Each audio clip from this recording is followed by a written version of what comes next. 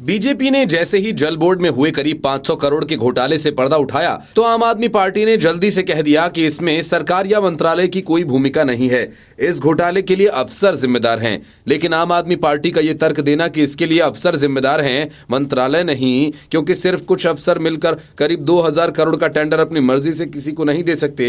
दिल्ली भाजपा के अध्यक्ष वीरेंद्र सचदेवा ने LGV सक्सेना के अलावा CBI को लेटर लिखकर शिकायत की और जांच की मांग कर डाली। मामले में CBI की एंट्री की आशंका के बीच अरविंद केजरीवाल ने एक नया दांव चल दिया।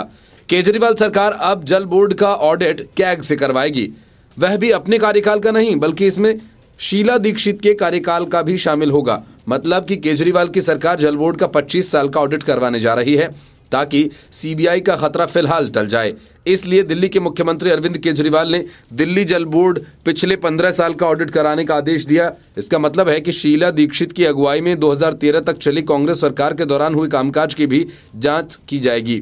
मुख्यमंत्री दफ्तर की ओर से बताया गया कि इस जल बोर्ड में गड़बड़ी के आरोप लगाए जा रहे हैं, जिसके बाद ये फैसला लिया गया है।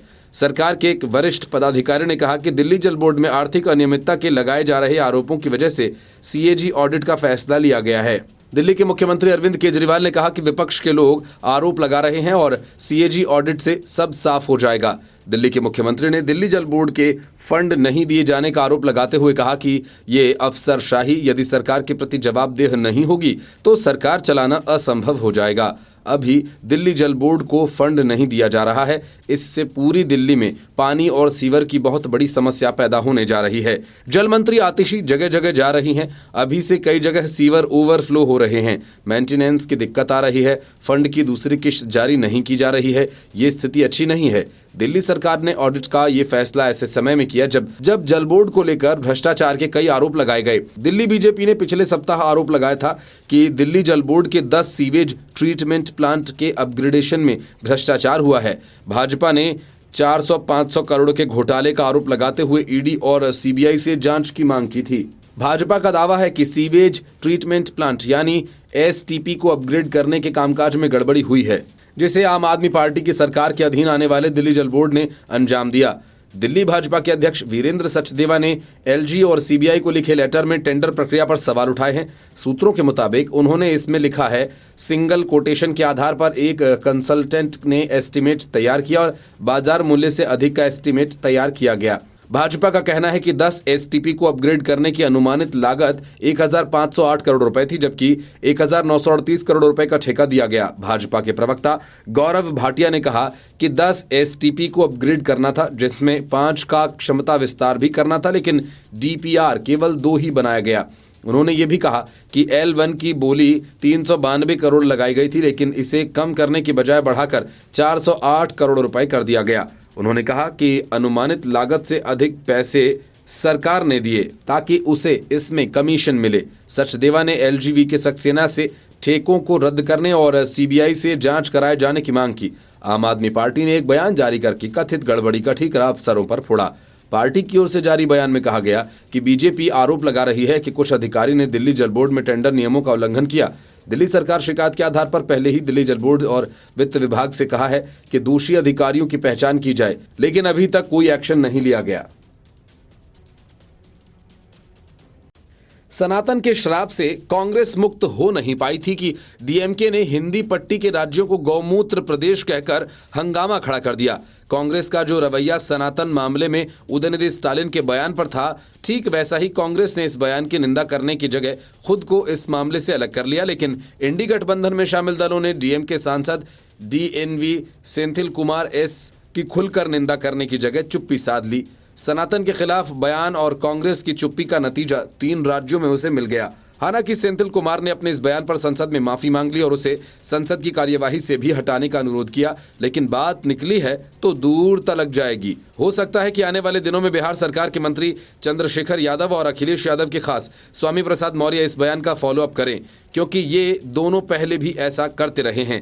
सेंथिल कुमार ने कहा कि इस देश के लोगों को ये सोचना चाहिए कि भाजपा की ताकत केवल हिंदी राज्यों में चुनाव जीतना है, जिन्हें हम आमतौर पर गौमूत्र राज्य कहते हैं। इस पर भाजपा नेताओं समेत कई नेताओं ने अपनी प्रतिक्रिया दी है। गौमूत्र वाली टिप्पणी पर आचार्य प्रमोद कृष्णम ने कहा कि डीएमके के नेताओं की अगर यही हरकतें रहीं और सनातन धर्म के खिलाफ वे ऐसे ही बकवास करते रहे तो गौमूत्र वाले राज्यों में ही नहीं, सांड वाले राज्यों में भी भाजपा का परचम लहरा जाएगा।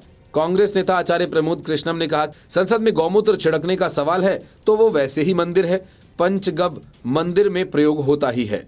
कांग्रेस नेता आचार्य प्रमोद कृष्णम ने एक सवाल के जवाब में ये भी कहा कि डीएमके के नेता सब रावण के खानदान के लोग हैं, आसुरी शक्ति हैं, ये सब भारत को बर्बाद करना चाहते हैं। इनका मकसद सनातन धर्म को खत्म करना है, ये भारतीय लोकतंत्र को भी खत्म करना चाहते हैं।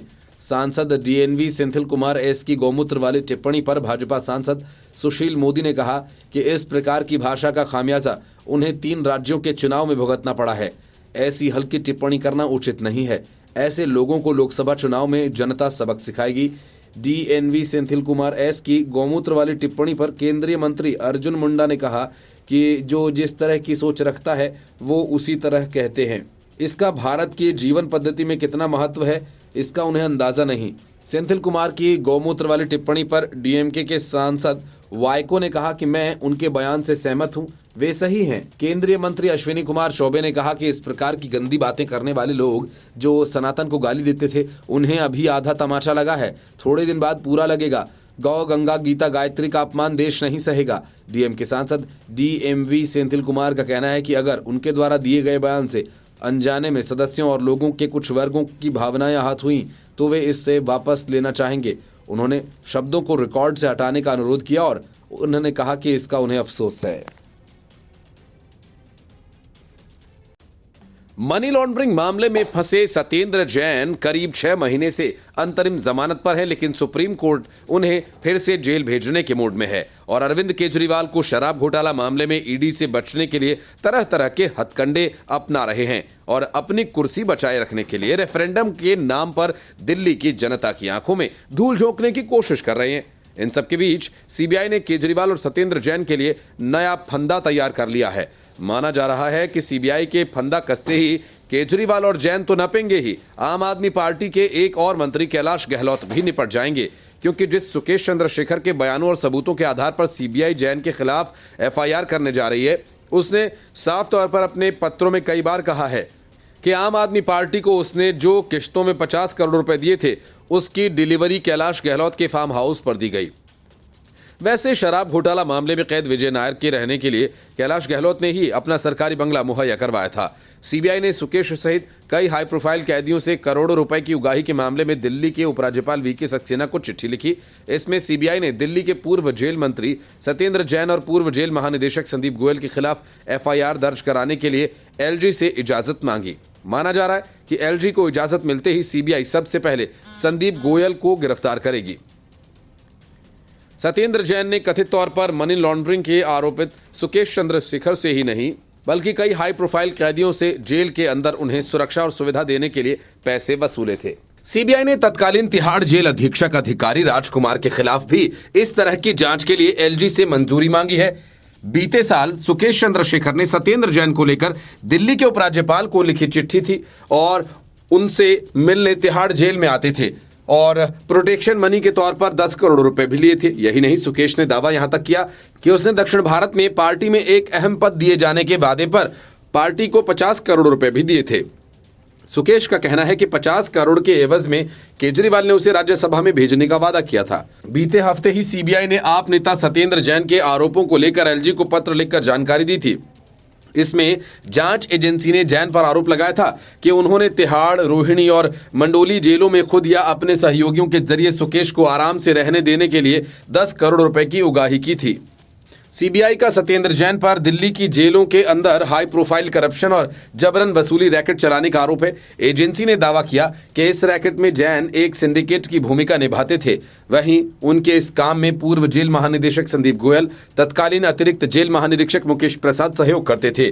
सीबीआई के मुताबिक उनके पास ये जानकारी है कि जैन ने कथित तौर पर 2018 से 21 के बीच कई किश्तों में कैदी चंद्रशेखर से खुद या अपने सहयोगियों के जरिए संरक्षण राशि के तौर पर 10 करोड़ रुपए की वसूली की ताकि कथित ठग जेल में शांतिपूर्ण और आरामदायक जीवन जी सके। सीबीआई का यह भी आरोप है कि चंद्रशेखर से 12 करोड़ 50 लाख रुपए की उगाही गोयल और मुकेश प्रसाद ने भी की थी। सीबीआई के मुताबिक यह रकम 2019 से 22 के दौरान कई किश्तों में जैन ने खुद या अपने सहयोगियों के जरिए ली थी। सीबीआई ने जैन और जेल अधिकारी राजकुमार के खिलाफ कार्रवाई के लिए उपराज्यपाल विनय कुमार सक्सेना के ऑफिस की मंजूरी भी मांगी थी।